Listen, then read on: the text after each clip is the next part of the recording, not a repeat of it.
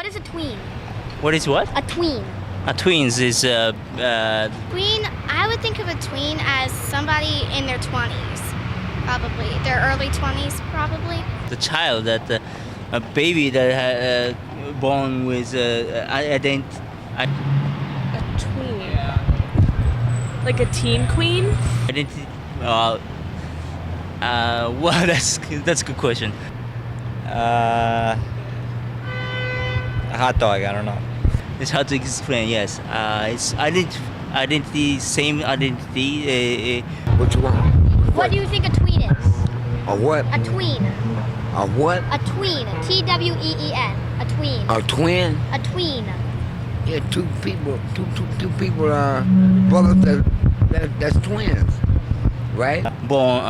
Inborn child. Yeah. That Okay. was- I think a tween is a person between 9 and 14 who isn't yet like old enough to be a teenager and be that cool guy, but really wants to be.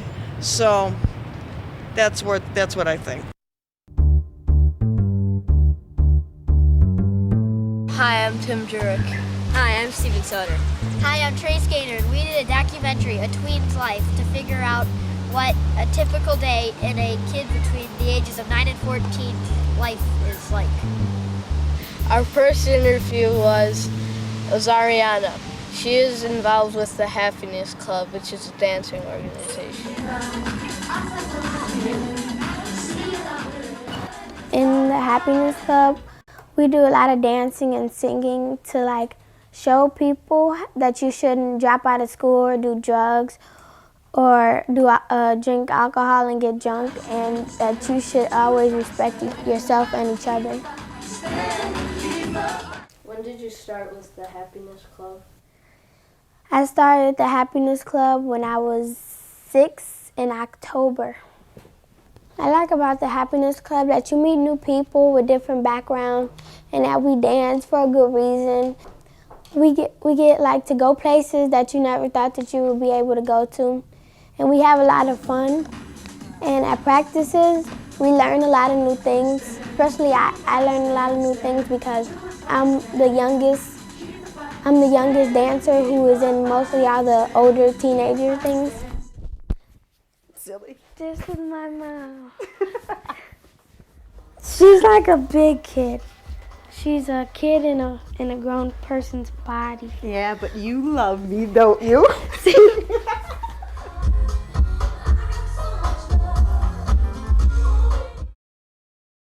The next person we talked to was Megan, an Irish dancer. My name's Megan Sweeney. I'm 11 years old, and I love Irish dance.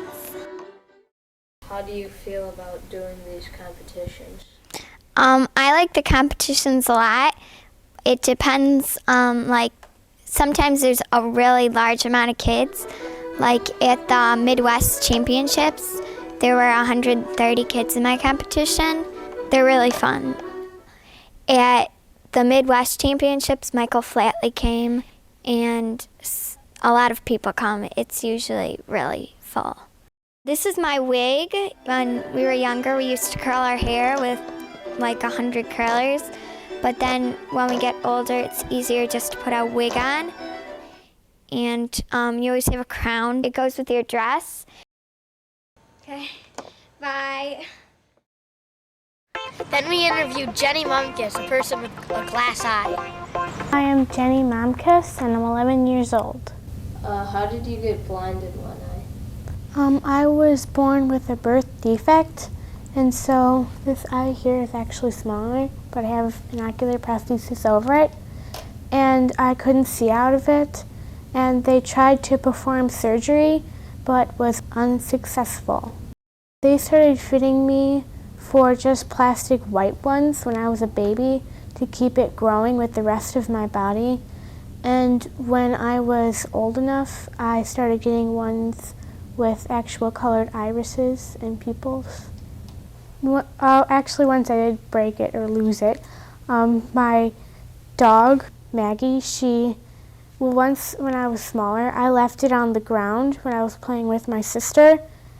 And my dog, who eats everything, ate it, and my dad offered $100 to whoever found it, and Lisa found it while we were taking Maggie on a walk, and the glass eye was in the dog's poop.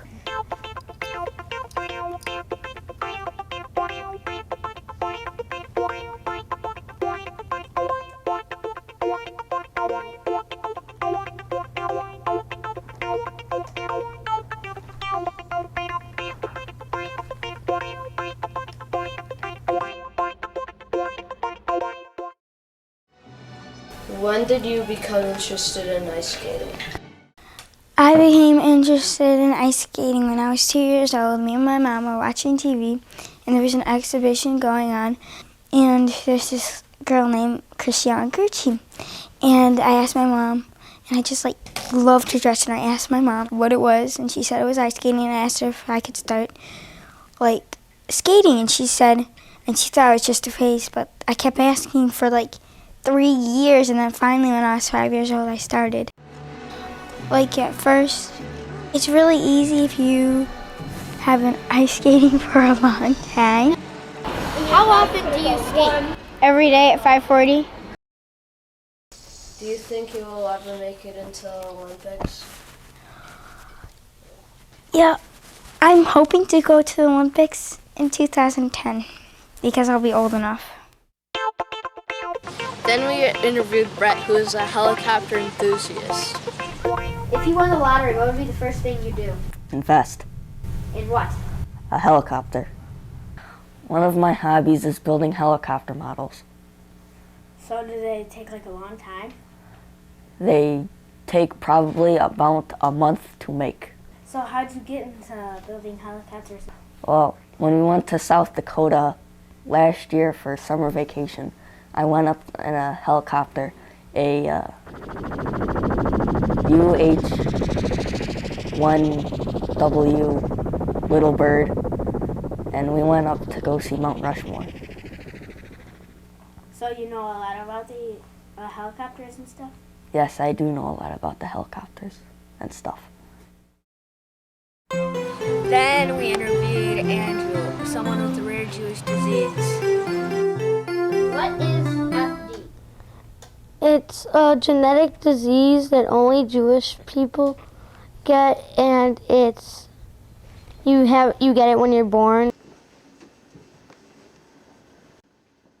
No one can catch from it, and your bodily functions work slower than other people, and there are certain things you cannot eat, which is bad. What's your favorite food? My favorite food is bananas because they're really, really good. Andrew. Oh, come on. Sushi? Oh yeah. My favorite food is sushi. There are certain medicines I need to take, and I have a feeding. They're my snap.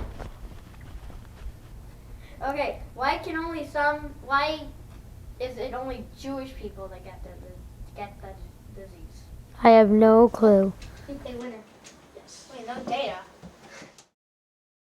Then we interviewed Abby, a homeschooled girl. So what's your favorite TV show? Actually, we don't watch TV, so I don't have a favorite. What do you want to be when you grow up? I think I'll either be a farmer's wife or a writer, something like that. I like to imagine stories up. I write stories. What's this? It's the timeline for our school. I had to cut out those things, color them, and just put them up there. They're like events from the Bible, which we just had to figure out where in the world they are in that timeline. Oh, so you're homeschooled? Yeah. What's it like? Is it annoying to have your mom and dad teaching you? No, actually, it's a lot easier. I would hate it. Do you have textbooks just like everyone else and workbooks and homework and stuff like that? We don't have homework because all of our school is homework. Yeah. But we do have textbooks and tests and exams and everything like that. Do you have set times or anything, or do you just? Well, yeah, sometimes. Like for Latin, I have to do it for half an hour. Spanish, I have to do half an hour. Math, I have to do 2 hours. Oh, I hate math. Hi. Thanks for coming by. We appreciate you. The last person we talked to was Emily's Focus, an American Girl. Amazing grace, how sweet the sound that saved a wretch like me. I once was lost, but now am found. Was blind, but now I see.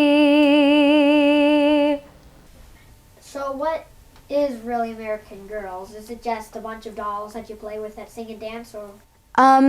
Well, they started out as just the dolls, and they came with books, and they usually add a new girl every like 3 or 4 years, and about 6 or 7 years ago, they made a play to go with it, and they switched to play about 3 years ago. Actually, I didn't make it the first time. I had to go back and try again, and then I made it. So do you meet like all these new people all the time, or is it the same people in the play every? Well, there's about 50 girls that rotate every year. I'm in a band called Neapolitan, and it's with my next door neighbor Maria and with my other friend that lives in Woodridge, Heidi.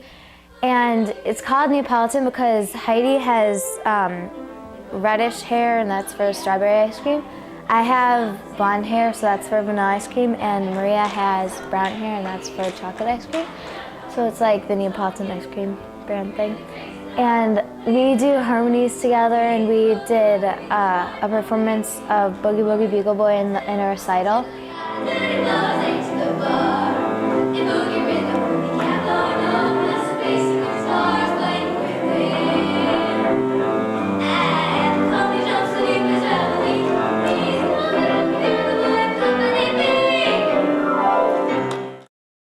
What we learned while making this documentary, there's so many different people involved. Even tweens have different personalities. Some like dancing. Some like Irish dancing. Some have glass eye.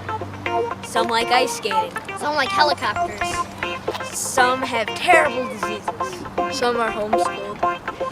Some are like American Girl dolls. One thing for sure, we know tweens.